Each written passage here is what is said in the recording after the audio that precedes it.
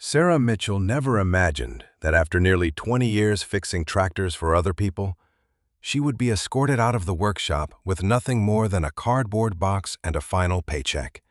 At 39, she was told the repair department was closing, and just like that, her career was over. With no steady income and no customers waiting, she spent her remaining savings on a yard full of broken tractors that everyone else considered worthless. Neighbors whispered that she had lost her mind. For weeks, her tiny workshop sat almost empty. Then, one young farmer uploaded a short video of Sarah repairing an old tractor most mechanics had given up on. By the next morning, millions of people had watched it.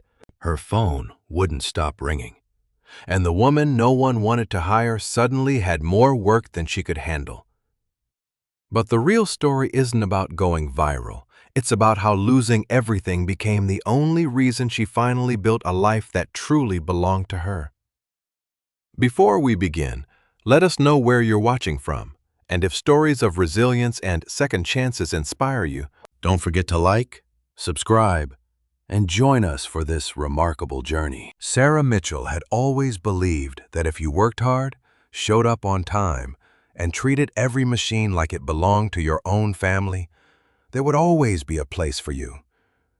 For nearly 20 years, she had walked through the service entrance of Dawson Agricultural Equipment before sunrise, pulling on a pair of worn leather gloves and breathing in the familiar smell of diesel fuel, grease, and freshly cut steel. While salesmen came and went, managers changed, and newer models replaced older ones, Sarah remained where she felt most at home. Inside the repair shop, solving problems that others could not. Farmers trusted her because she never replaced a part that could still be repaired, and she never invented expensive problems to increase a bill. To Sarah, every tractor represented someone's livelihood, not simply another job ticket.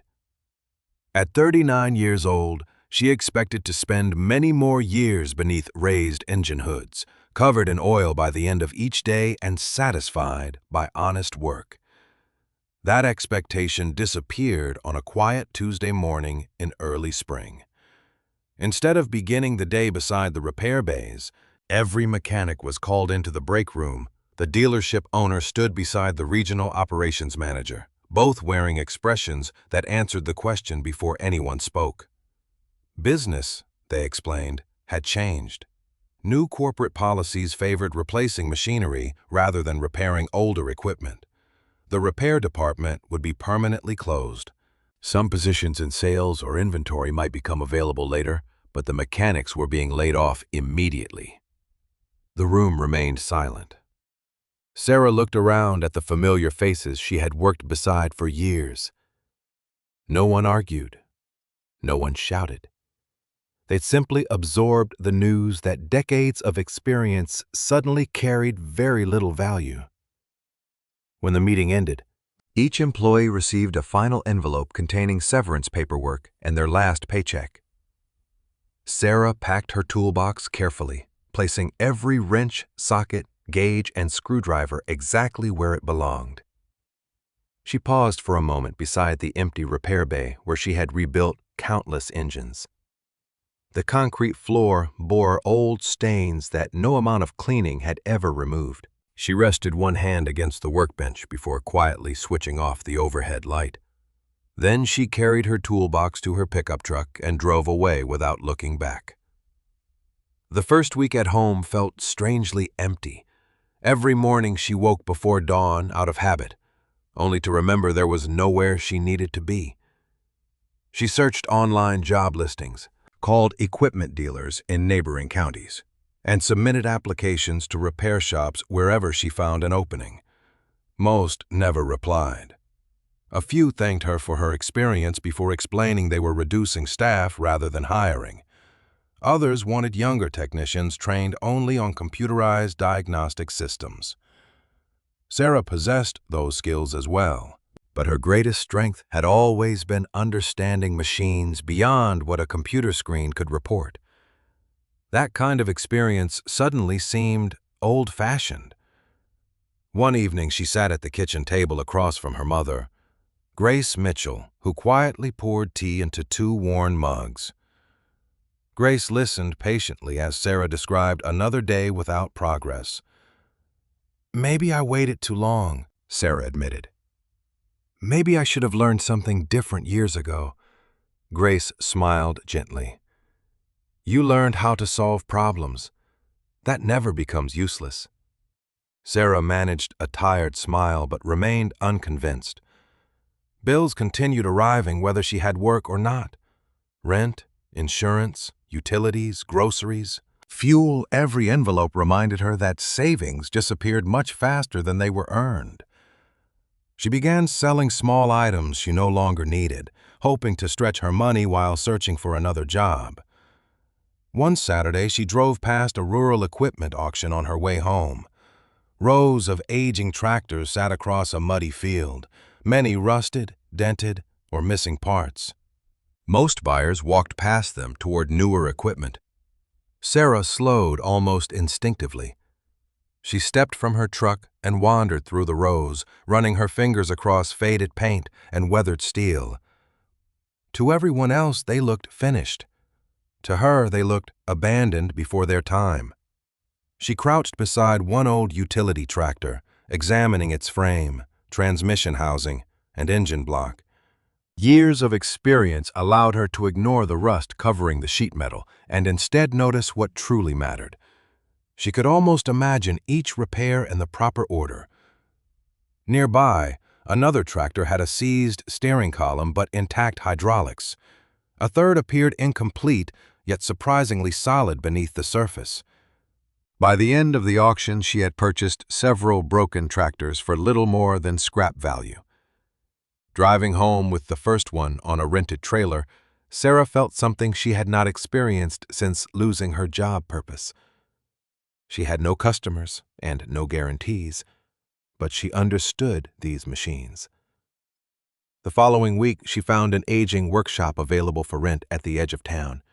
The building was small, with faded siding, cracked windows, and a leaking corner of the roof that the owner promised to repair. The concrete floor was uneven, and the overhead doors groaned loudly whenever they opened.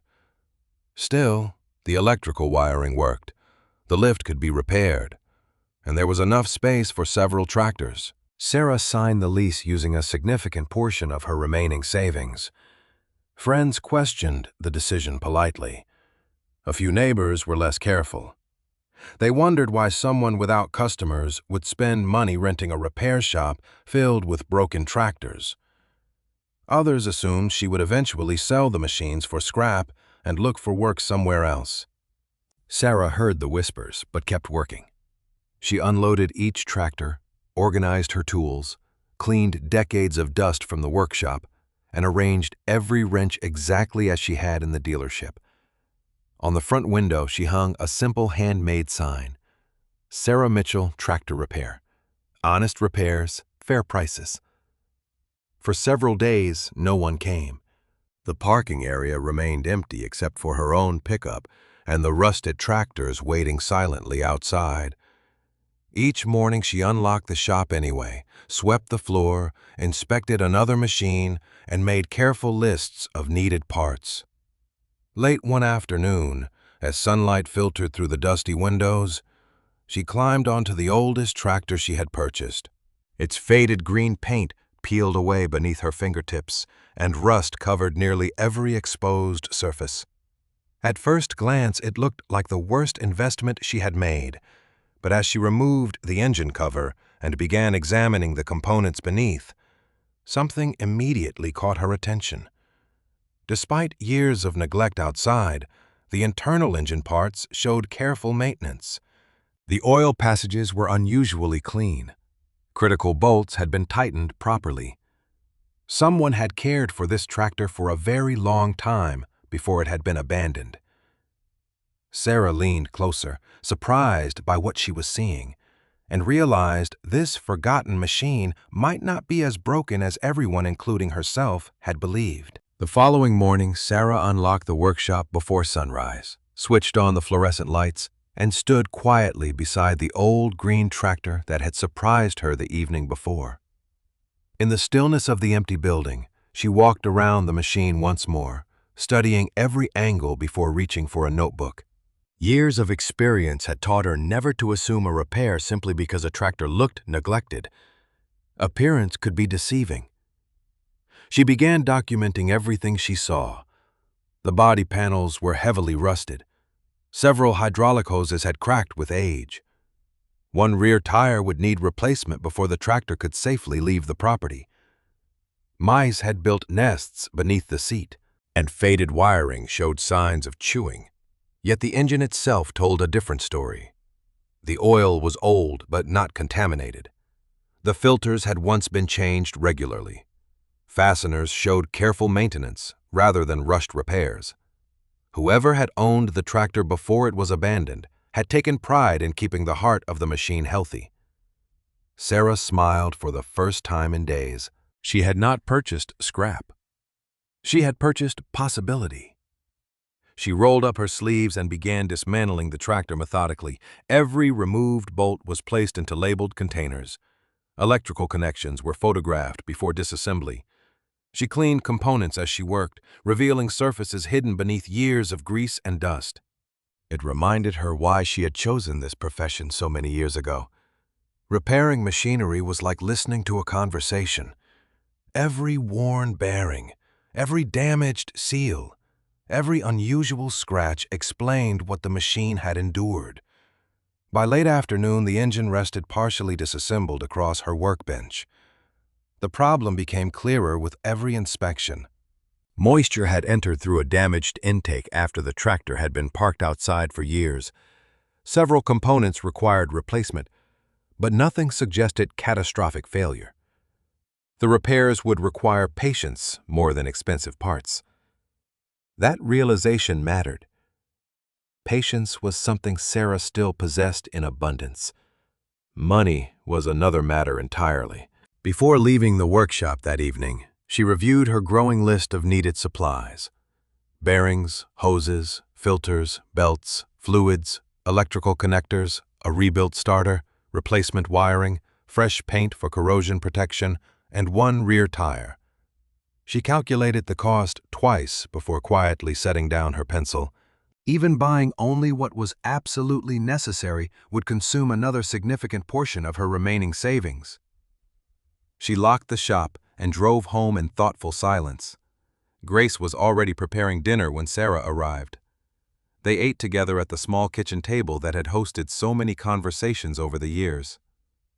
Grace noticed Sarah's expression immediately. "The tractor isn't beyond saving." Sarah shook her head. "No. That's actually the good news." "Then what's wrong?" Sarah hesitated before answering. "It can be repaired. I just have to pay for the parts before I earn anything back." Grace reached across the table and gently rested her hand over Sarah's.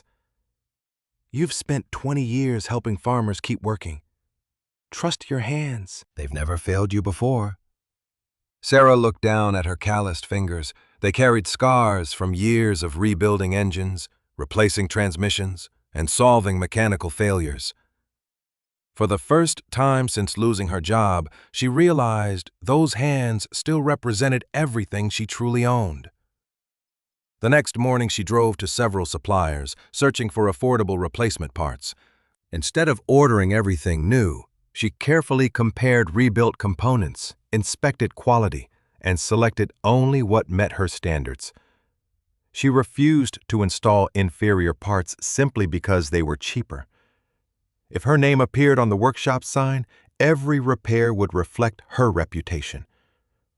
Returning to the shop, she unpacked each purchase like someone protecting an investment rather than spending money.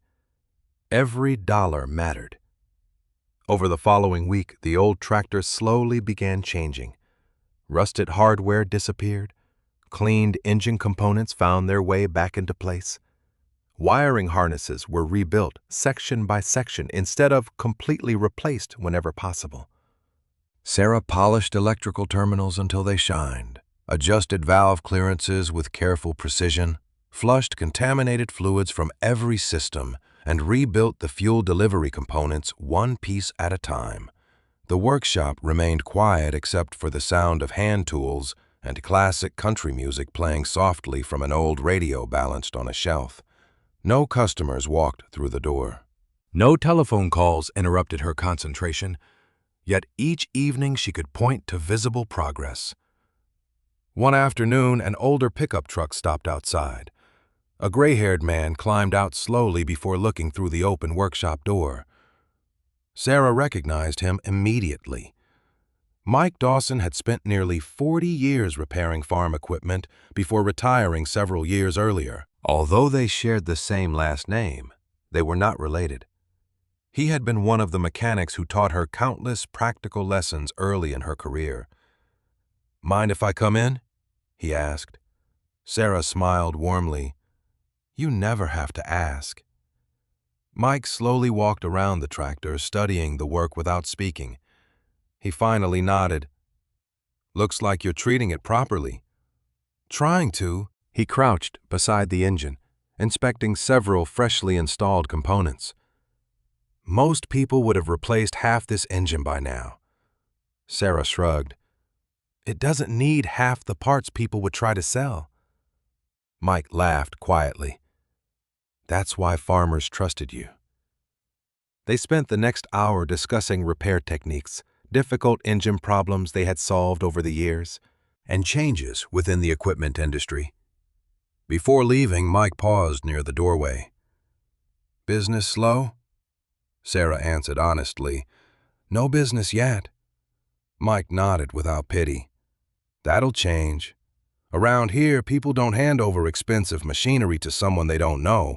They wait. They watch. Once one farmer trusts you, the rest usually follow." Sarah appreciated the encouragement more than she expected. It sounded practical rather than hopeful. Exactly the kind of advice Mike had always given. 2 days later, another visitor arrived. A woman carrying several boxes stepped carefully into the workshop. "You must be Sarah Mitchell." Sarah wiped her hands with a clean rag before introducing herself. "I'm Linda Foster," the woman said with a friendly smile. "I own Foster Farm Supply a few miles down the highway." Sarah recognized the store immediately. Nearly every local farmer purchased parts, feed, or equipment there. Linda set the boxes onto a nearby table. "I heard someone finally opened an independent repair shop. Thought I'd stop by and introduce myself." Sarah thanked her, expecting perhaps a sales pitch. Instead, Linda simply handed her several updated supplier catalogs and a business card. "If you ever need parts quickly, give me a call. Small businesses ought to help each other when they can." The visit lasted only a few minutes, but after Linda drove away, Sarah pinned the business card to the bulletin board above her workbench. It became the first sign that perhaps she was no longer trying to build something entirely alone. Encouraged, Sarah returned her attention to the tractor. Day after day, she tested systems individually before moving to the next. Compression readings improved. Fuel pressure stabilized. Electrical faults disappeared one by one. She filled every fluid reservoir, installed the rebuilt starter, connected the final battery cable, and carefully inspected the engine compartment one last time. Everything appeared ready. She opened the workshop door to allow fresh air inside, then climbed into the weathered driver's seat.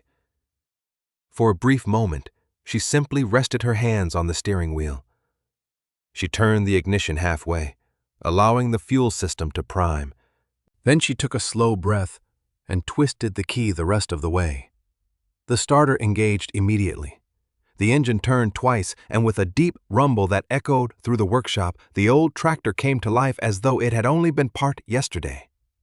The steady rumble of the repaired tractor echoed through the workshop long after Sarah turned off the engine.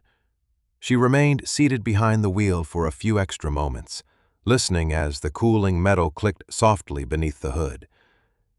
It had been weeks since she had heard the satisfying sound of an engine responding exactly as she intended. Not because an employer had assigned the job, but because every decision had been hers alone. She climbed down, walked slowly around the machine and checked for leaks one final time. The concrete floor remained clean. Hydraulic lines held pressure. Electrical connections stayed secure. The old tractor no longer looked abandoned. It looked useful again. Sarah smiled quietly before reaching for a clean cloth and wiping away the last fingerprints from the freshly painted engine cover. The next morning, she parked the restored tractor where passing traffic could easily see it from the road. She attached a handwritten sign to the steering wheel. Fully restored, available for sale. It was a simple advertisement, but it represented much more than a machine. It was proof that Sarah Mitchell Tractor Repair was capable of bringing worn-out equipment back to life. She unlocked the workshop, brewed a pot of coffee, opened the overhead door, and waited. The hours passed slowly. A few vehicles drove by without stopping. One pickup slowed long enough for its driver to glance toward the tractor before continuing down the highway. Near lunchtime, an elderly farmer pulled into the gravel lot. Sarah greeted him with a smile as he slowly walked around the tractor, examining the tires, engine, and freshly repaired controls. He asked thoughtful questions about the work she had completed. Sarah answered honestly, explaining every repair in plain language without exaggeration. The farmer nodded several times before thanking her for her time. Then he climbed back into his truck and drove away. He had not purchased the tractor, nor had he requested repairs for his own equipment. Still, Sarah considered the conversation encouraging. At least someone had stopped to look. Over the following week, similar visits became part of her routine. Farmers occasionally pulled into the parking area, examined the restored tractor, admired the quality of the repairs, and promised to keep her in mind. Most left without making a commitment. Sarah understood their hesitation. Farm equipment represented major investments. Trust could not be built during a single conversation. Each evening, she entered another day without income into her notebook, subtracting expenses from savings with careful precision. The numbers grew smaller. Instead of becoming discouraged, she focused on the work she could control. 2 additional broken tractors waited outside the workshop. She selected the one with the most realistic chance of returning to service and began another restoration. The second machine presented entirely different challenges. Its transmission shifted poorly, several hydraulic cylinders leaked badly, and corrosion had seized numerous bolts into place. Sarah approached each problem patiently. Some days progress measured only a few inches. Rusted fasteners required heat, penetrating oil, and persistence before finally loosening. Worn seals demanded careful replacement. She spent long hours cleaning components that many mechanics would have discarded immediately. Saving parts whenever possible kept costs manageable while demonstrating the careful workmanship she wanted every future customer to expect. The workshop remained quiet, yet it no longer felt lonely.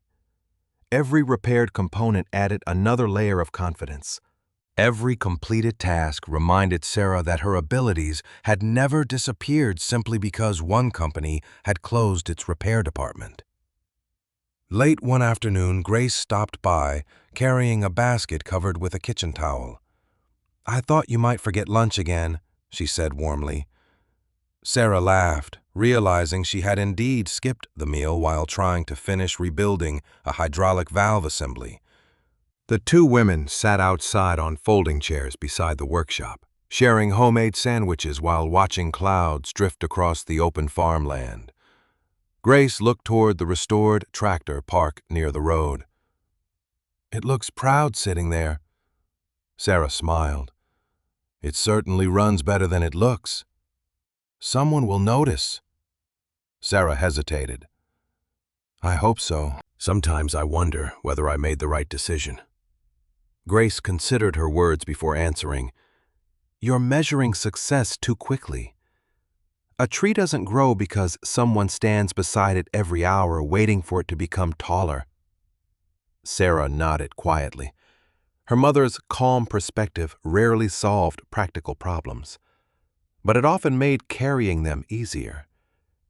Encouraged by Grace's visit, Sarah decided to improve the appearance of the workshop itself. She repainted the faded front sign using steadier lettering, organized the parts shelves more efficiently, cleaned the office windows, and built simple wooden display stands explaining common repair services. She printed honest pricing estimates rather than vague promises, if customers eventually arrived. She wanted them to understand exactly how she worked. One morning, Linda Foster stopped by while delivering supplies to a nearby farm. She walked through the workshop with genuine interest, pausing beside the restored tractor. "You've done beautiful work," she said sincerely. Sarah thanked her. Linda glanced toward the nearly empty parking area before speaking again. "Most folks around here hear about businesses from neighbors, not advertisements. Don't let the quiet fool you." Sarah admitted that the quiet had become difficult. Linda smiled kindly. "People notice quality long before they decide to spend money. Keep doing what you're doing." Before leaving, Linda picked up several business cards Sarah had printed and slipped them into her pocket. "Mind if I leave these near the register at my store?" Sarah looked surprised. "I'd appreciate that." "Then consider it done." That small act of support lifted Sarah's spirits more than she expected. During the next several weeks, she completed the second tractor, then began restoring a third. The workshop gradually filled with evidence of careful craftsmanship. Freshly repaired engines sat neatly beneath clean hoods. Hydraulic systems operated smoothly. Steering components responded precisely. None of the tractors looked brand new, but each one looked dependable again. Occasionally, someone purchased replacement parts after asking Sarah for advice, though complete repair jobs still failed to materialize. Money remained tight. She delayed buying new equipment for the workshop, reused storage containers, repaired old tools instead of replacing them, and monitored every expense. Even so, she refused to compromise on the quality of repairs. If keeping her standards meant earning less in the short term, she accepted the sacrifice. One cool morning, as Sarah adjusted the brakes on the third tractor, a dusty blue pickup truck turned slowly into the parking lot. A young man stepped out, removed his baseball cap, and looked uncertainly toward the workshop before approaching. "Are you Sarah Mitchell?" he asked. "I am." He extended his hand. "My name's Ethan Brooks. My family's tractor has been giving us trouble for weeks. Everyone keeps telling us it probably needs an expensive engine replacement. But somebody at Foster Farm Supply said I should come talk to you before spending that kind of money." Sarah looked toward the hopeful expression on the young farmer's face, then set down her wrench with a quiet smile. "Why don't you tell me exactly what it's doing?" Sarah listened carefully as Ethan Brooks described the problem that had nearly brought his family's spring planting to a halt. Their aging tractor had become increasingly difficult to start, frequently lost power after warming up, and occasionally stalled under even moderate load. 2 repair shops had already examined it. Both had reached the same conclusion within minutes. They believed the engine was worn beyond practical repair and recommended replacing it entirely. The estimate had been far beyond what Ethan's family could afford that season. "My father says if we have to buy a new engine, we might as well buy another tractor," Ethan admitted with a discouraged smile. "But we can't really afford either one." Sarah nodded without interrupting. She had heard similar stories many times over the years. Expensive replacements often solved problems, but they were not always necessary. "Let's take a look before we decide anything," she said. Ethan drove the tractor into the workshop later that afternoon. The machine showed years of honest work. Faded paint covered the hood, dust coated nearly every surface, and the tires bore the scars of countless hours in rocky fields. Sarah resisted making assumptions. Instead, she began the same careful inspection that had become second nature over 2 decades of. She listened to the engine idle. She watched the exhaust. She checked fluid levels, wiring connections, fuel delivery, filters, belts, compression, and operating temperatures. Ethan remained nearby, watching with genuine curiosity rather than impatience. Unlike many customers Sarah had known in the past, he seemed interested in understanding the machine rather than simply hearing the final bill. After nearly an hour, Sarah shut off the engine and wiped her hands on the clean shop towel. "I don't think you need a replacement engine." Ethan looked surprised. "You don't?" She shook her head. "The engine itself is stronger than people gave it credit for." She pointed toward several worn components. "You've got a partially restricted fuel system, a failing injector, a weak electrical connection, and two sensors giving inconsistent readings once the engine gets hot. They're causing symptoms that make the engine seem much worse than it actually is." Ethan stared at the tractor for a moment before looking back at her. "Can it be fixed?" Sarah smiled. "Yes." "How much?" Sarah walked over to her workbench, made a list of the necessary parts, and calculated the labor as carefully as she always did. When she handed Ethan the estimate, he looked at it twice before quietly asking, "Is this everything? Everything it actually needs?" "It's less than half of the other estimates." Sarah folded her arms comfortably. "Replacing parts that still work wouldn't help your tractor. It would only increase your bill." Ethan laughed softly in disbelief. "I was expecting much worse." Sarah answered simply, "Machines deserve an honest diagnosis. So do the people who own them." Ethan agreed immediately, leaving the tractor in her care. The following morning, Sarah began the repair. Rather than removing the engine, she concentrated on the systems responsible for the symptoms she had identified. She cleaned the fuel tank thoroughly, flushed contaminated lines, replaced the faulty injector, repaired damaged wiring, installed the new sensors, adjusted timing where necessary, and carefully tested each change before moving to the next step. Every repair followed the same philosophy she had practiced throughout her career. Fix the actual problem, not the most expensive possibility. Ethan returned several times while the work progressed. During one visit, he stood quietly beside Sarah as she explained why a small electrical fault could imitate much larger engine failures. He listened attentively, occasionally asking thoughtful questions. At one point, he reached into his pocket and pulled out his phone. "Hope you don't mind," he said with an easy smile. "My younger brother never believes me when I explain mechanical stuff. I'm going to record a little of this so I can show him." Sarah laughed. "As long as you don't film me making mistakes." Ethan grinned. "I haven't seen any yet." He recorded a few short clips while Sarah demonstrated the worn injector beside the new replacement, showed how damaged wiring affected engine performance, and explained why proper diagnosis mattered more than guessing. She never tried to sound impressive. She simply spoke the way she always had, using plain language any farmer could understand. Ethan occasionally nodded behind the camera, asking simple questions that allowed her explanations to flow naturally. The workshop remained quiet except for the sounds of hand tools and conversation. Sarah barely noticed the phone after the first few minutes. She was focused entirely on returning another hard-working tractor to service. By the third day, the repairs were complete. Sarah performed a final inspection before inviting Ethan into the driver's seat. "Go ahead," she said. "Let's see how she feels." Ethan turned the key. The engine started immediately with a smooth, confident rumble. They allowed it to warm completely before driving into the open field behind the workshop. Sarah encouraged Ethan to work the tractor harder than normal, engaging heavy loads, varying engine speed, and testing every operating range that had previously caused trouble. The engine never hesitated. Power remained steady. Temperatures stayed normal. The frustrating stalling completely disappeared. Ethan drove several more laps before parking with a wide smile that was impossible to hide. Climbing down, he shook his head in amazement.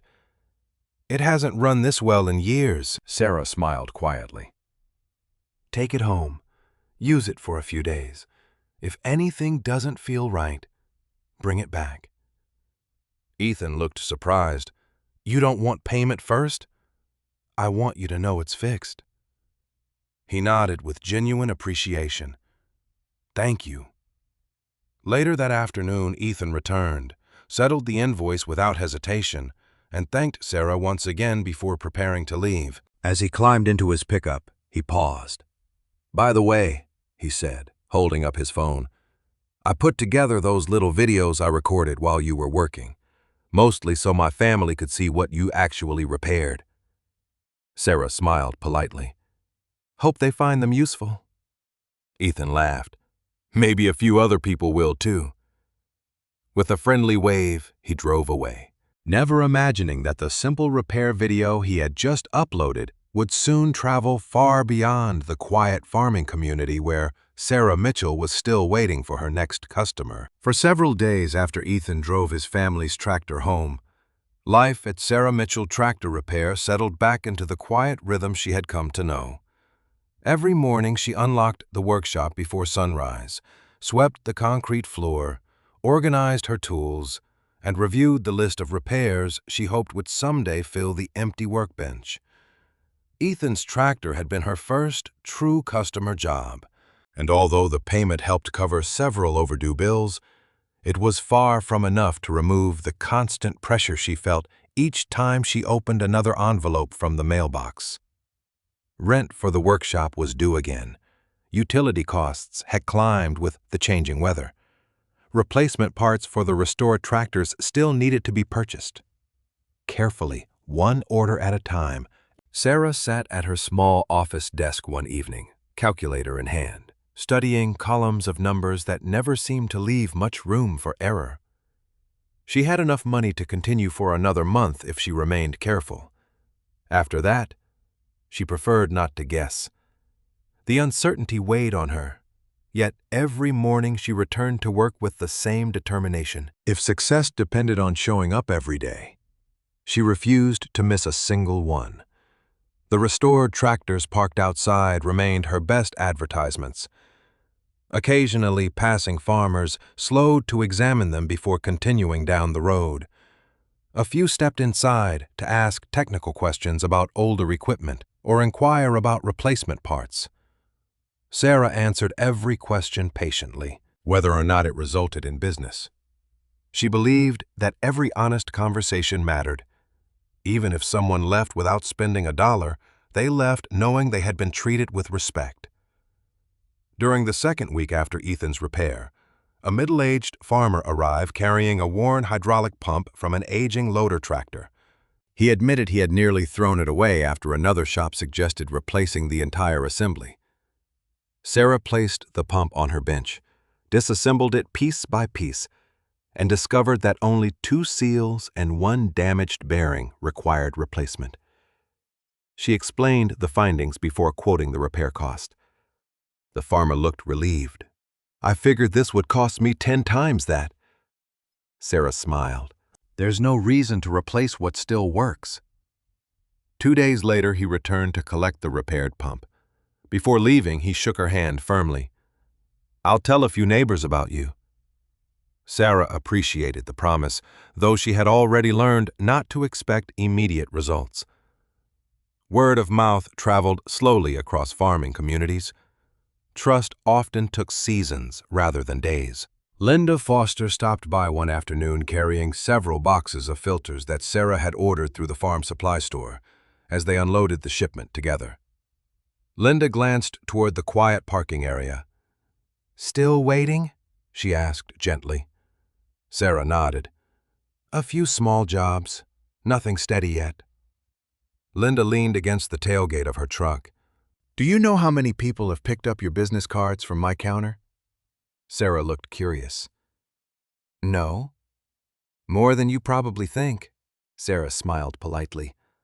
"I wish they'd stop by." Linda laughed softly. "Some of them will. Farmers rarely rush into decisions. They ask neighbors, they watch, they compare experiences. That's how trust works out here." Sarah appreciated the reminder. Building a reputation resembled rebuilding an old tractor. Neither happened quickly. After Linda left, Sarah returned to restoring another abandoned machine. This one required extensive steering repairs along with a complete brake overhaul. She worked steadily, taking satisfaction in every completed adjustment, even though no customer stood nearby to witness it. Her workshop might have been quiet, but it never lacked purpose. One rainy afternoon, Mike Dawson appeared carrying 2 cups of coffee. Sarah welcomed him inside as rain tapped steadily against the metal roof. Mike slowly wandered through the workshop, noticing the growing collection of repaired tractors lined neatly along one wall.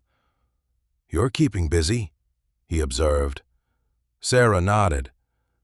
"Busy doesn't always mean profitable." Mike handed her one of the coffees before sitting on an overturned bucket. "Mind if I tell you something my father taught me?" Sarah smiled. "I've learned not to interrupt those stories." Mike chuckled. "When I first opened my own repair shop, I expected customers to line up because I knew how to fix tractors. They didn't. I spent months wondering whether I'd made a terrible mistake." Sarah listened quietly.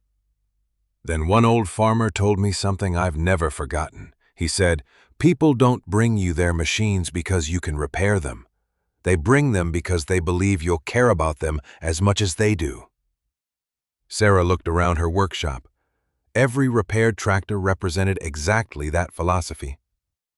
Mike continued, "Skills earn respect. Character earns trust. Trust keeps the doors open." Those words stayed with Sarah long after Mike drove home.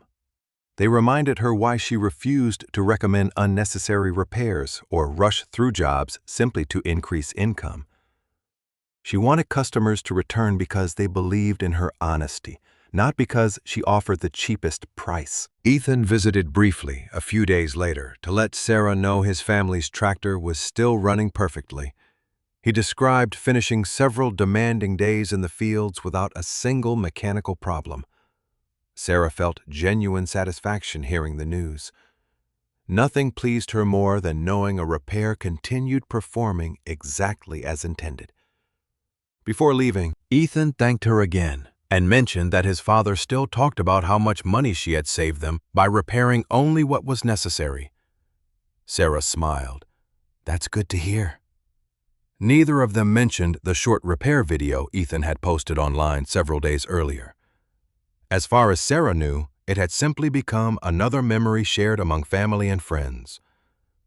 Life continued much as before. She repaired another hydraulic cylinder.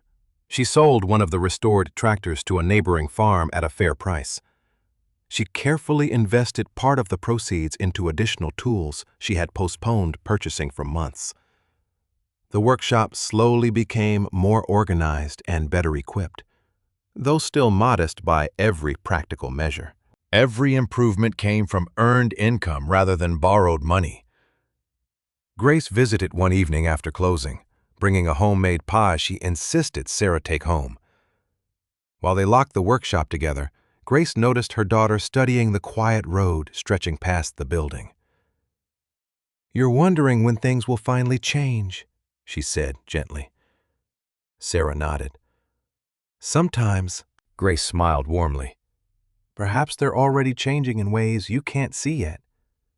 Sarah considered the thought as they stood together beneath the fading evening sky. She had learned that rebuilding a business required the same patience as rebuilding an engine. Every careful adjustment mattered, even when progress seemed invisible.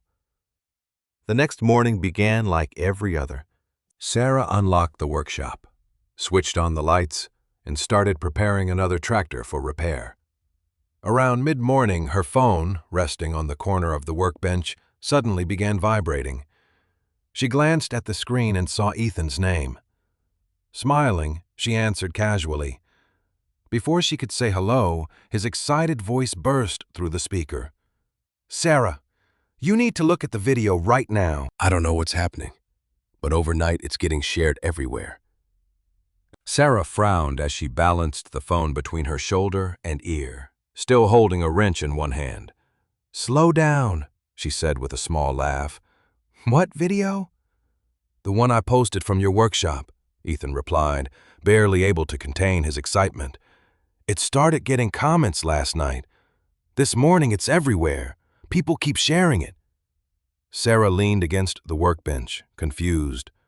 How many people have watched it? There was a brief pause before Ethan answered. Last night it had maybe a few hundred views. Right now, she heard him tapping his screen. It's already over 200,000. Sarah blinked. That can't be right. I thought my phone was broken too. She thanked him for calling, ended the conversation, and opened the video herself. The first few seconds showed her standing beside Ethan's tractor, explaining why replacing an entire engine would waste money if a careful diagnosis pointed somewhere else. She spoke naturally, never looking toward the camera because she had forgotten Ethan was recording. The clip moved between close-up shots of worn parts, simple explanations, and the moment the repaired engine started smoothly. The comments beneath the video surprised her even more than the view count. Farmers thanked her for explaining repairs honestly. Mechanics praised her methodical approach. Viewers with no farming experience simply enjoyed watching someone solve problems patiently instead of taking expensive shortcuts. Many repeated the same sentence in different ways. Finally, someone who fixes things instead of replacing everything. Sarah set the phone down and looked around the quiet workshop. Nothing inside the building had changed. The same tractors waited for repair. The same tools rested neatly on the wall. Yet something beyond those walls clearly had. Before she could think much longer, the shop telephone rang. She answered politely. A farmer from the neighboring county asked whether she could inspect an older utility tractor that had developed transmission problems. Sarah scheduled an appointment for the following week. Minutes later, the phone rang again. This time, a couple from another farming community wanted advice about restoring a vintage tractor inherited from the husband's grandfather. Before that conversation ended, her mobile phone began vibrating with another incoming call. By lunchtime, Sarah had spoken with more potential customers than she had during the previous 2 months combined. She found herself reaching for a notebook to organize names, phone numbers, equipment models, and appointment requests. Between calls, she returned to the video, still trying to understand why it had attracted so much attention. The comments continued multiplying every time she refreshed the page. Many viewers praised the repair itself, but even more focused on something she had never considered unusual. They appreciated that she explained every decision calmly, admitted what did not need replacing, and spoke to Ethan with respect instead of talking down to him. Sarah had never practiced those habits. They were simply how she believed mechanics should treat people. By late afternoon, Ethan stopped by the workshop wearing an expression that mixed excitement with disbelief. "Have you looked again?" he asked before stepping inside. Sarah handed him her phone. The numbers had climbed dramatically since morning. Ethan laughed. "I only wanted to show my family why you saved us from buying a new engine." Sarah smiled. "Instead, you've shown half the country." They spent several minutes reading comments together. Some came from farmers hundreds of miles away, describing similar experiences with expensive repair estimates. Others thanked Sarah for proving that older equipment still deserved careful attention. Several mechanics complimented her diagnostic process, explaining that too many shops rushed toward replacing major components without investigating smaller failures first. Sarah appreciated those messages because they recognized the values she had spent 2 decades practicing. During the following days, the pace inside the workshop changed completely. The telephone rang almost constantly. Emails arrived from farmers asking whether they could bring equipment from neighboring counties. Linda Foster called to say customers had been mentioning Sarah's video inside the farm supply store all morning. "Everyone keeps asking if she's really as honest as she sounds," one customer had said. Linda answered with confidence, She's even more honest than the video shows. Mike Dawson visited later that afternoon carrying his usual cup of coffee. He barely made it through the front door before the shop phone rang again. Sarah apologized while taking another appointment. Mike quietly watched her update the growing calendar hanging beside the office desk. After she finished, he smiled. "Looks like somebody finally noticed." Sarah laughed tiredly. "I don't know how to answer all these calls." Mike glanced toward the appointment calendar. "That's a better problem than having none." He spent the next hour helping Sarah think through practical solutions. They discussed organizing appointments by equipment type, allowing enough time for proper diagnosis, and resisting the temptation to promise impossible deadlines. "Don't let popularity change how you work," Mike advised. "People watch that video because you repaired one tractor the right way. Keep doing exactly that." Sarah nodded. She understood the warning. A growing business meant little if she sacrificed the honesty that had attracted attention in the first place. Grace also noticed the sudden change. One evening she arrived with dinner and found Sarah still returning phone calls nearly an hour after closing time. "Have you eaten today?" Grace asked gently. Sarah looked at the untouched sandwich resting beside her paperwork and laughed. "Apparently not." As they shared a simple meal inside the small office, Sarah admitted she felt overwhelmed. "I wanted customers," she said, "but I never imagined this." Grace smiled warmly. "Sometimes life answers our prayers differently than we expect." Sarah glanced through the office window toward the workshop where several tractors now waited for inspection. "I'm afraid of disappointing people." Grace reached across the table. "You've spent your whole career trying not to disappoint anyone. That won't suddenly change because more people know your name." Encouraged by her mother's confidence, Sarah focused on creating order instead of rushing. She developed simple intake forms documenting every machine's history before beginning repairs. She scheduled realistic appointment times rather than overbooking. She called customers personally if additional work became necessary and explained every recommendation before ordering parts. The video had introduced people to her workshop, but she wanted every experience afterward to justify the trust they had already begun placing in her. The stream of visitors continued growing. Some arrived after watching the video online. Others came because neighbors recommended the mechanic everyone was suddenly talking about. Several admitted they had driven more than an hour because they wanted someone who would diagnose problems honestly before suggesting expensive replacements. Sarah treated every customer exactly as she had treated Ethan. She listened first. She inspected carefully. She repaired only what genuinely needed repair. Late one Friday afternoon, after finishing another successful diagnosis, Sarah returned to the office and studied the appointment calendar hanging on the wall. Every available space for the next several weeks had been carefully filled with names, tractor models, and scheduled repair dates. She stood quietly for a moment, scarcely believing that the workshop which had once echoed with silence now held more work than she could possibly complete alone. The workshop no longer woke to silence. By sunrise, tractors were often waiting in the gravel lot, their owners carrying notebooks filled with symptoms, repair histories, and worried calculations about planting schedules. Sarah opened the doors each morning with the same discipline she had practiced when no customers came, but now every hour required careful decisions. She refused to rush inspections simply because the appointment calendar was full. Each tractor received a written diagnosis, a clear estimate, and an explanation of what could be repaired instead of replaced. Farmers began repeating her words to one another at feed stores, auctions, and church suppers. "Take it to Sarah before you buy anything expensive," they said. Many customers arrived because they had watched Ethan's video. But increasing numbers came because a neighbor had trusted her first. One farmer brought a tractor that lost hydraulic pressure whenever the engine warmed.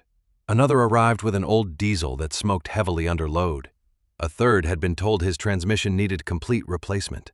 But Sarah discovered a damaged linkage and badly contaminated fluid. The repair cost only a fraction of what he had expected. When he returned 2 days later, he brought his brother, who owned 2 aging tractors of his own. Each successful repair led quietly to another. The workshop became filled with the sounds Sarah had once missed: the turn of ratchets, the hum of test equipment, the scrape of boots across concrete, and engines starting after days of patient work. Yet success brought practical problems she could no longer ignore. Phone calls interrupted repairs. Parts deliveries arrived while she was beneath machinery. Customers needed updates, invoices had to be prepared, and completed tractors required final testing. Sarah began staying later each evening, often eating dinner from a paper container beside her workbench. She tried to perform every task herself because the business still felt fragile. Hiring someone meant another paycheck, another responsibility, and the risk of trusting her reputation to unfamiliar hands. Mike noticed the strain during one of his visits. He found Sarah attempting to answer the phone while holding a fuel line in place and searching for a missing gasket. "You need help," he said.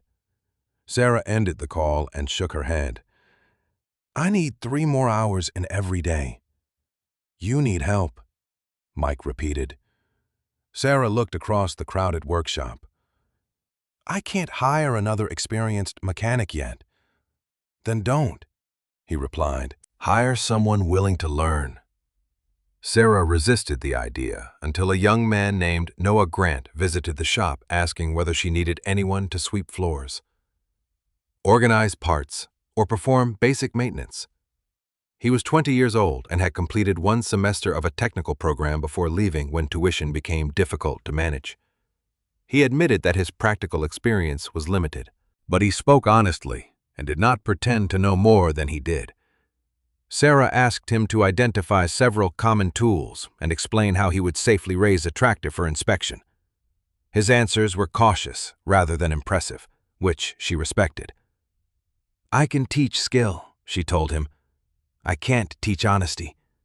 If you make a mistake, you tell me immediately. If you don't understand something, you ask." "No guessing around machinery," Noah nodded. "I can do that." She hired him as an apprentice on a trial basis.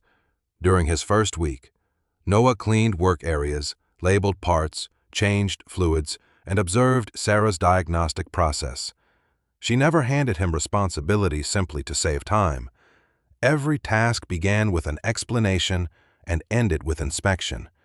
At first, teaching slowed her down, but within several weeks he could prepare equipment safely, document customer concerns, and complete basic service work under supervision. More importantly, he listened to farmers with patience and never dismissed questions. Sarah recognized the same respect she had valued when she was young. Mike visited regularly and offered Noah practical lessons without making him feel inexperienced. He showed him how worn components sometimes revealed more through touch and sound than through instruments alone. "Machines usually warn you before they fail," Mike explained. "The trouble is, people stop listening." Noah absorbed every word. With an apprentice handling routine tasks, Sarah regained enough time to focus on complicated repairs. The workshop became more organized. Tractors moved through scheduled stages instead of waiting wherever space appeared. Linda arranged faster parts deliveries through Foster Farm Supply, often setting aside commonly needed filters, seals, and belts before Sarah even asked. Ethan continued sending customers whenever neighboring farmers mentioned equipment trouble. He sometimes stopped by simply to see how the shop had changed since the day he recorded the video. One afternoon, he stood beside the doorway, watching Noah assist Sarah with the final inspection. "Hard to believe this place was empty," he said. Sarah smiled. "I remember every quiet day. Do you ever wish the video hadn't spread so quickly?" She considered the question. "Some mornings, maybe for 5 minutes." Then she looked across the busy workshop. But no, I just don't want attention to become more important than the work. Ethan nodded. That's probably why people keep coming. Grace visited on a Saturday when the parking lot was filled with repaired tractors waiting for collection. She carried lunch for Sarah and Noah, then stood near the office while customers arrived one after another. A farmer thanked Sarah for keeping his planting schedule from falling behind. Another told her that a repaired tractor had completed its first uninterrupted week of work in years. Grace said little, but pride showed in her expression as she watched her daughter explain an invoice line by line, removing one charge after realizing a part had not been needed. Later, when the workshop briefly quieted, Grace placed a hand on Sarah's shoulder. "You built this without becoming someone different," she said. Sarah looked around at the tools, the tractors, and Noah carefully cleaning the workbench. "I'm still trying to believe it's real." Grace smiled. Real things usually take the longest to recognize. That evening, Sarah closed the overhead doors after the final customer left. She was tired, but it was no longer the exhausted uncertainty of waiting for failure. It was the weariness of useful work. As she prepared to turn off the office light, she noticed a large envelope that had arrived with the afternoon mail. The return address belonged to the Regional Agricultural Fair Committee. Inside was a formal invitation asking Sarah Mitchell to conduct a public tractor restoration demonstration at the upcoming fair. Sarah read the Agricultural Fair invitation twice before setting it on the office desk. A public restoration demonstration sounded simple when reduced to a few typed sentences, but accepting it meant exposing her methods to hundreds of people while continuing to serve a workshop already filled beyond capacity. The following morning, she showed the letter to Mike, Noah, Linda, and Ethan. Ethan immediately smiled. "You should do it." Sarah looked toward the tractors waiting in the repair bays. "I should finish the work I already promised first." Mike studied the invitation. "You can do both if you stop treating every problem like it belongs only to you." His words followed Sarah throughout the day. The business had grown because people trusted her, but trust now required more than careful repairs. It required reliable systems. Sarah began by reorganizing the workshop around clearly defined stages. Newly arrived tractors entered a designated inspection area. After diagnosis, each machine received a written repair plan, approved estimate, parts list, and realistic completion date. Components removed during repairs were labeled and stored with the correct job number. Final inspections followed a checklist covering fluids, fasteners, electrical connections, safety equipment, operating temperatures, and load testing. Nothing left the building until Sarah or Noah documented every completed step. The procedures initially felt slower, but within 2 weeks, fewer tools went missing. Parts stopped being placed on the wrong benches, and customers received updates without Sarah searching through scattered notes. She also limited the number of tractors accepted each week. Several farmers were disappointed by the wait, yet most appreciated an honest schedule more than an impossible promise. Quality first, she reminded Noah whenever the ringing telephone tempted them to rush. A full calendar means nothing if the work comes back. Noah accepted increasing responsibility carefully. He performed routine services, replaced hoses and seals, prepared machines for testing, and completed basic repairs under inspection. Mike visited several mornings each week to train him in practical skills that manuals rarely explained. He taught Noah how to recognize uneven engine wear by listening through a metal probe, how to identify failing bearings by vibration, and how to read patterns left in old oil and damaged seals. When Noah reached too quickly for a replacement part, Mike stopped him. "First ask why it failed," he said. "Replacing the evidence before understanding it is how the same problem returns." Sarah watched from across the workshop, grateful to hear lessons similar to those Mike had once taught her. Noah sometimes made small mistakes, but he reported them immediately as promised.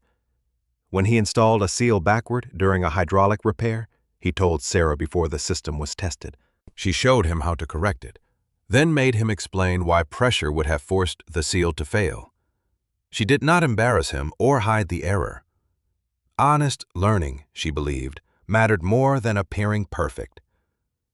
Linda strengthened the business from the supply side.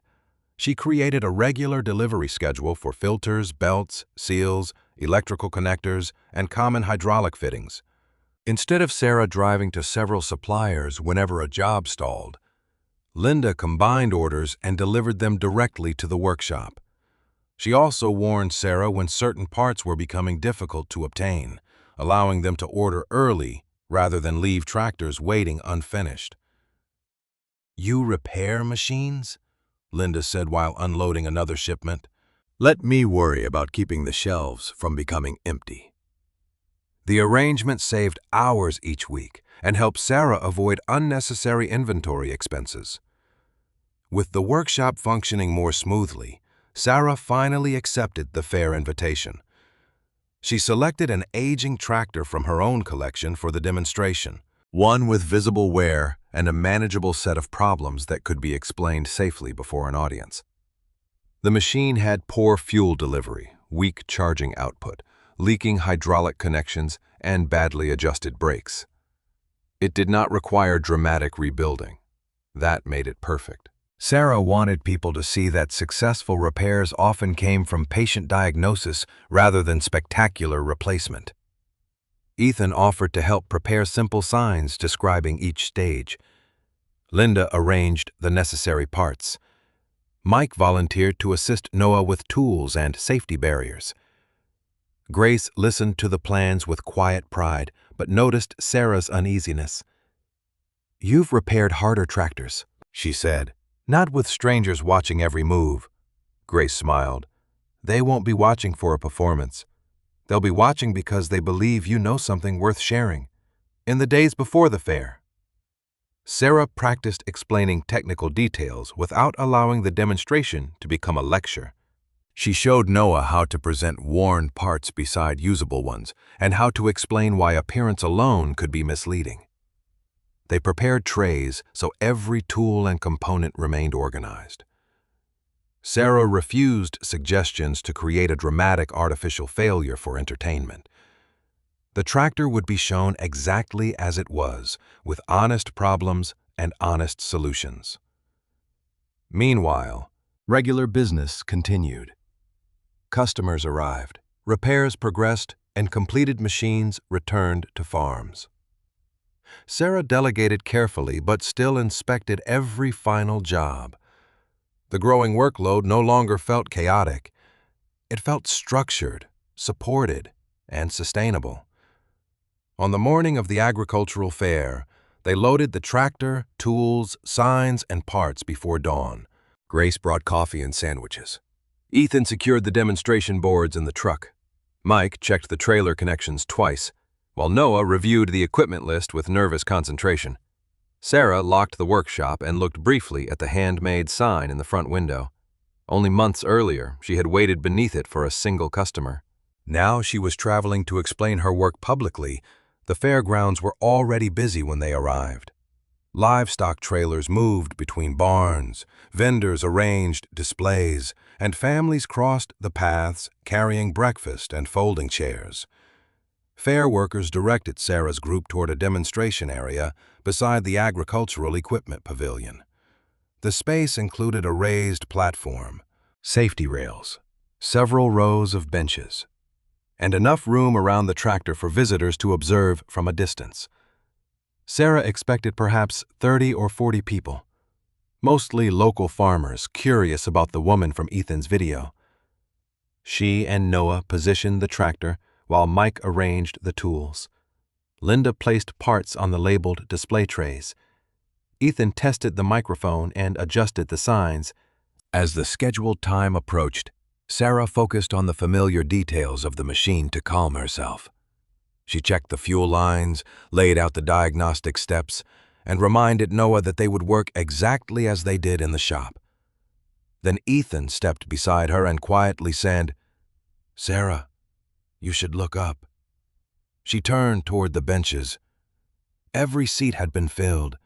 People stood behind them in several deep rows, while more visitors continued gathering along the safety barriers and the edge of the pavilion.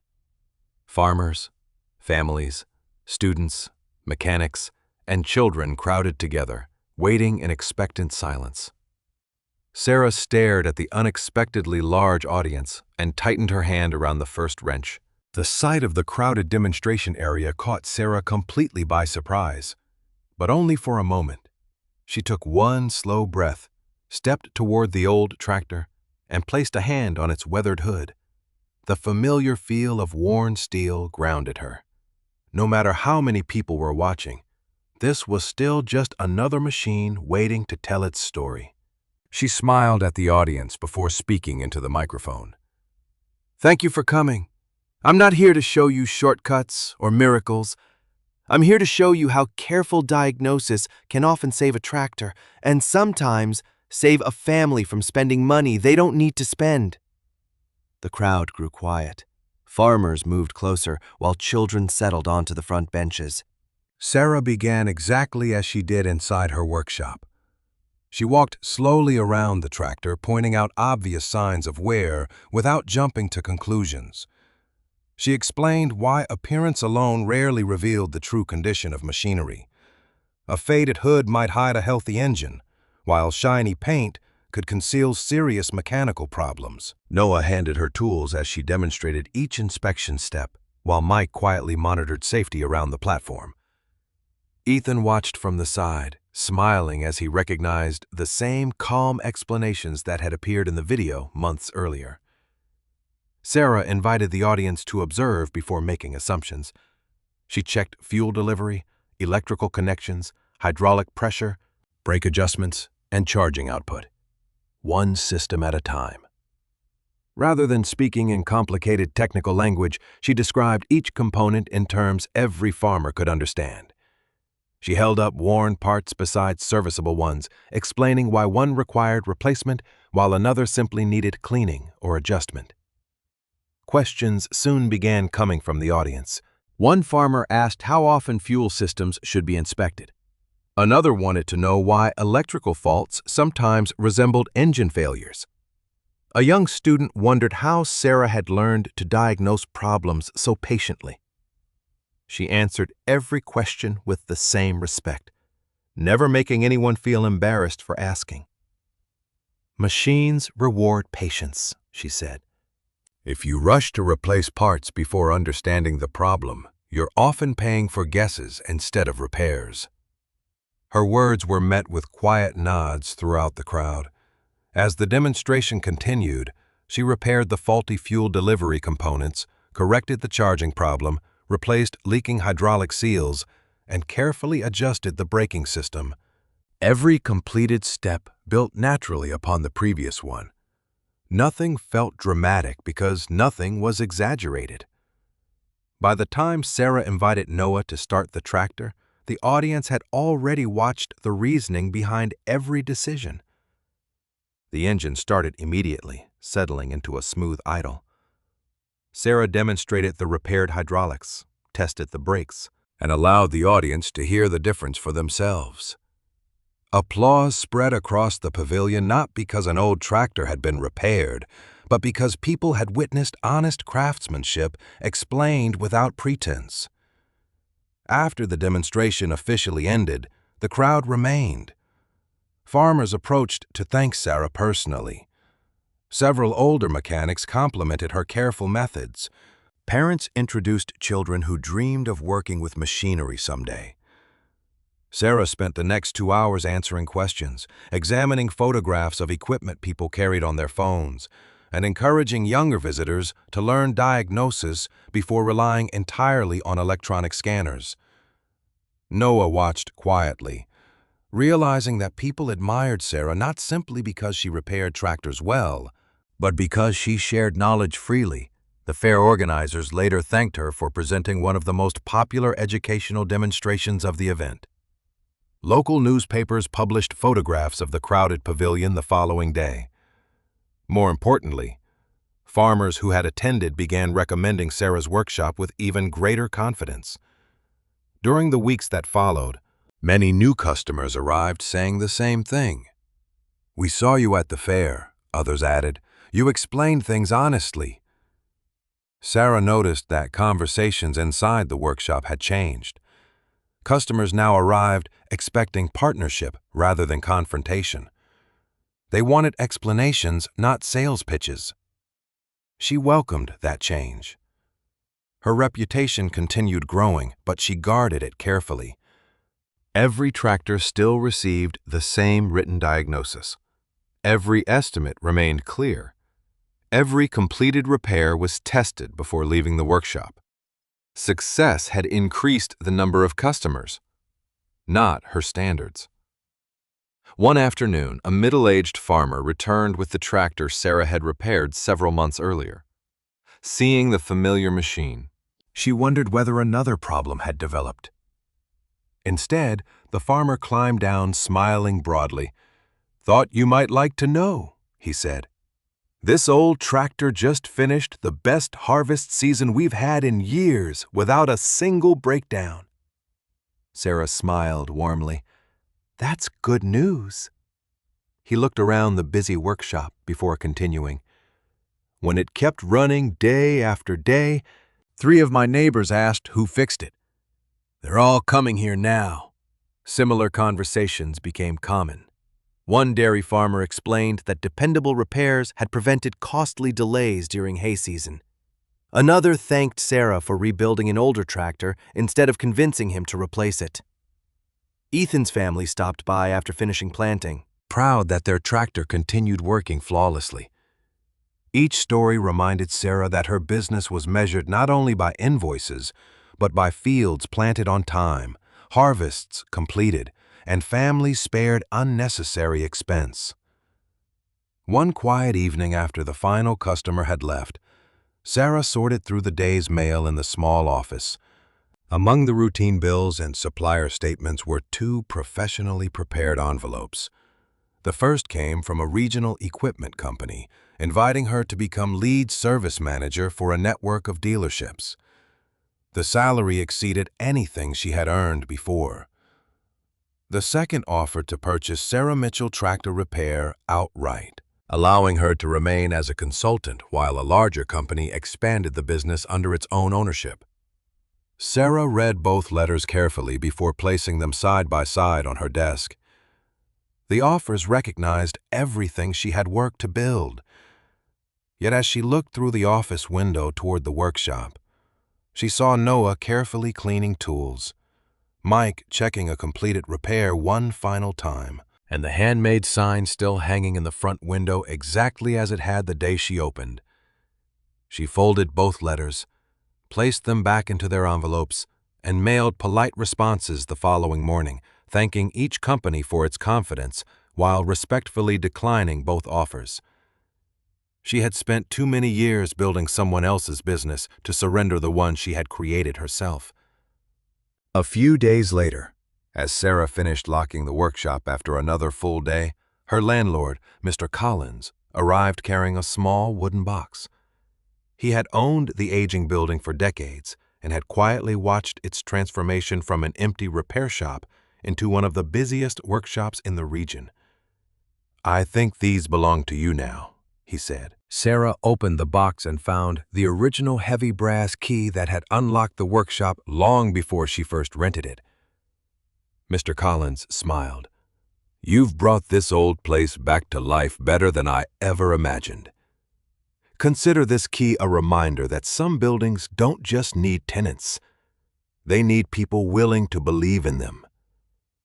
Sarah closed her hand gently around the worn brass key, understanding it represented far more than a piece of metal. It was a quiet symbol that she had finally earned a place that truly felt like her own. The heavy brass key remained in Sarah's pocket as she unlocked the workshop the following morning. Before switching on the lights, she stood quietly in the doorway and looked across the building that had become so much more than rented space. The uneven concrete floor, once nearly empty, now held tractors waiting for careful attention. Tool cabinets lined the walls in neat order. Shelves carried organized parts instead of scattered boxes. The handwritten sign she had hung months earlier still greeted every customer who entered: Sarah Mitchell Tractor Repair. Honest repairs, fair prices. She smiled to herself before beginning another ordinary day. Ordinary, she had learned, was something to be grateful for. Business continued growing steadily, not because another video became popular or because advertisements promised impossible results, but because satisfied customers kept returning and quietly recommended her work to neighbors. Farmers arrived from surrounding counties with equipment that had served their families for decades. Some brought modern tractors filled with electronics. Others arrived driving machines older than Sarah herself. Every customer received the same careful welcome. Every repair began with listening before touching a single wrench. Every estimate explained what genuinely needed attention and what could safely wait. Sarah refused to let success change the habits that had built her reputation.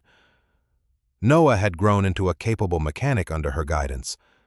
He could now complete routine diagnostics confidently, perform complex maintenance, and explain repairs clearly to customers without making them feel intimidated. Whenever difficult problems appeared, he still sought Sarah's opinion first, not because she demanded it, but because he respected her experience.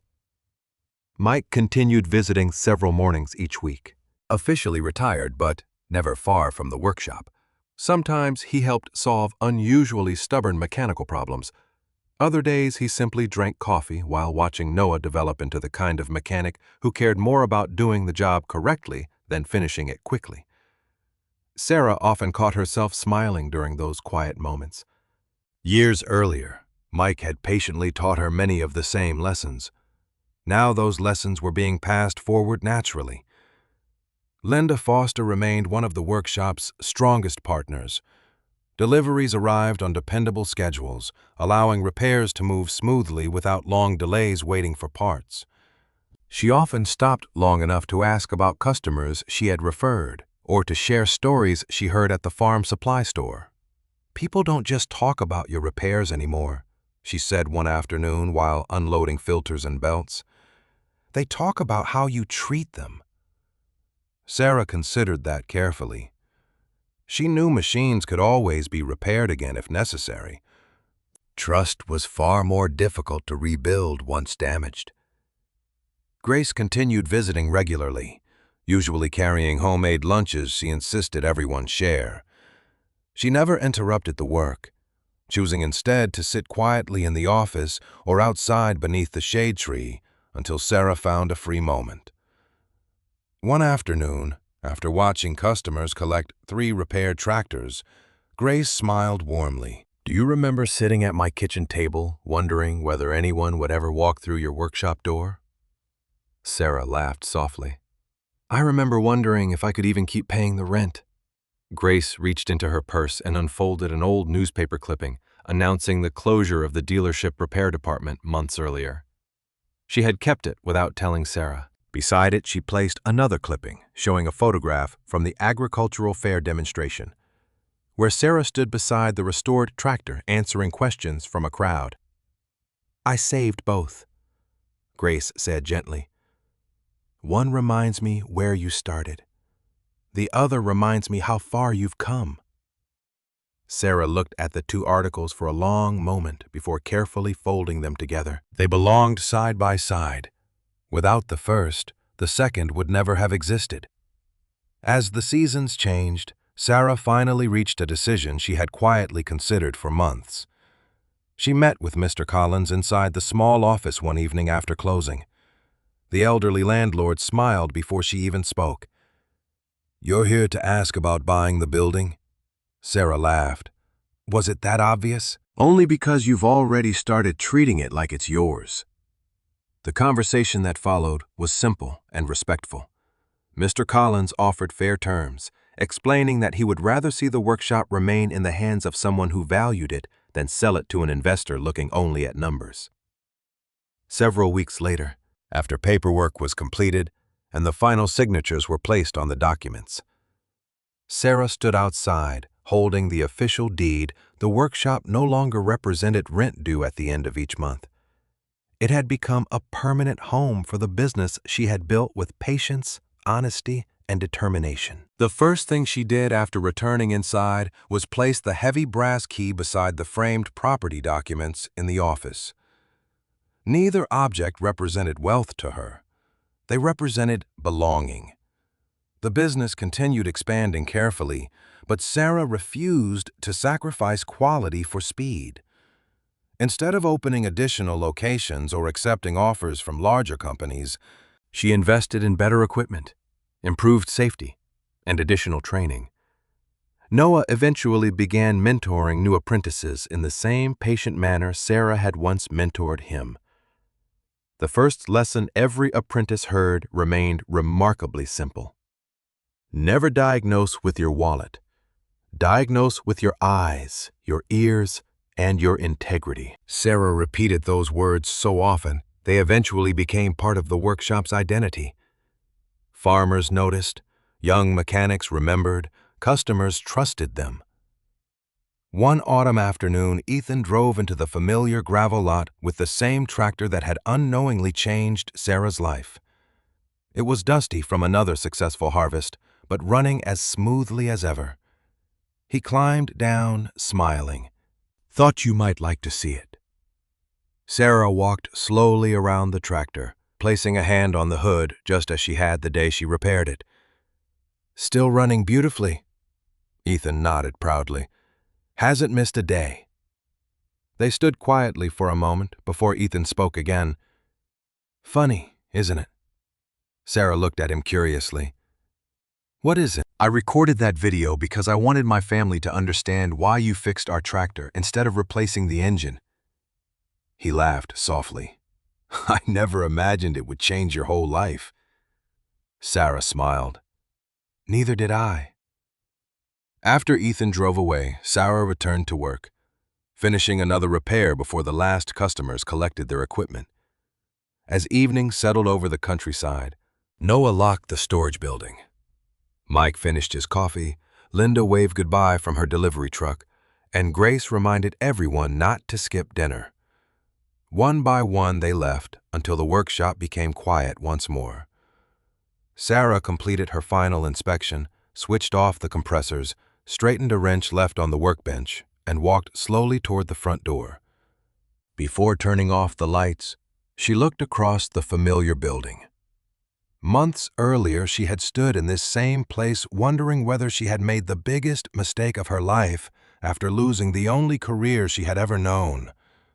Being fired at 39 had felt like failure. She had measured herself by a job title, a company name, and a paycheck that disappeared without warning. Yet losing that security had forced her to discover something far more valuable. Her true worth had never belonged to the dealership that let her go. It had always lived in her knowledge, her hands, her integrity, and her willingness to solve problems honestly. The workshop, the customers, the apprentices she now guided, and the community that trusted her all existed because she had refused to compromise those values when life became difficult. Sarah switched off the final light, stepped outside, and locked the door with the brass key now permanently her own. Looking back at the workshop, standing quietly beneath the evening sky, she realized that losing her job had never been the end of her career. It had simply been the moment she finally began building something that truly belonged to her